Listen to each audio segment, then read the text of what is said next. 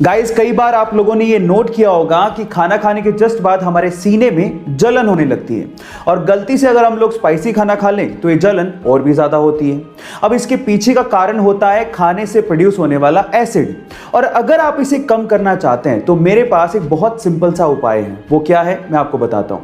आपको खाना खाने के जस्ट बाद च्युइंगम चबानी है। अब च्युइंगम चबाने से क्या होगा?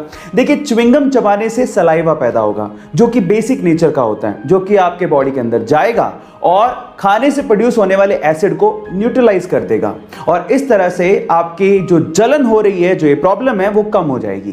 गाइस, इन्फेंट यानी कि नवजात बच्चे कितने क्यूट होते हैं ना, लेकिन जब वो रोते हैं तो पूरा घर सर पे उठा लेते हैं।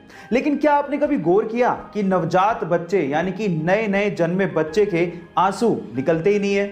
शायद आपने कभी गौर नहीं किया होगा, लेकिन यह बात सच है।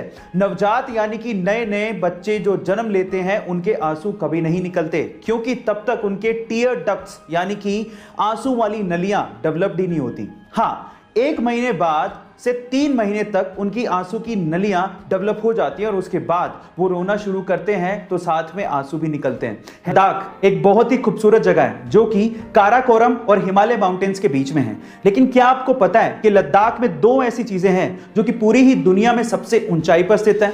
चलिए मैं आपको इसके बारे में बताता हूं। सबसे पहले है लद्दाख का बैले ब्रिज। गाइस, लद्दाख का बैले ब्रिज पूरी ही दुनिया में सबसे ऊंचाई पर बनाया गया ब्रिज है, जिसे इंडियन आर्मी ने बनाया था, जिसकी समुद्र तल से ऊंचाई 5602 मीटर है। दूसरी है लद्दाख की पगोंग झील। गाइस, लद्दाख की पगोंग झील पूरी ही दुनिया में एक ऐसी खारे पानी की झील है जो कि सबसे ऊंचाई पर स्थित है, जिसको आपने 3 इडियट मूवी में भी देखा होगा। आजकल के बच्चे इतने स्मार्ट हो गए हैं कि पूछो मत। अब मैं ऐसा क्यों कह रहा हूं, जरा ध्यान से सुनिएगा।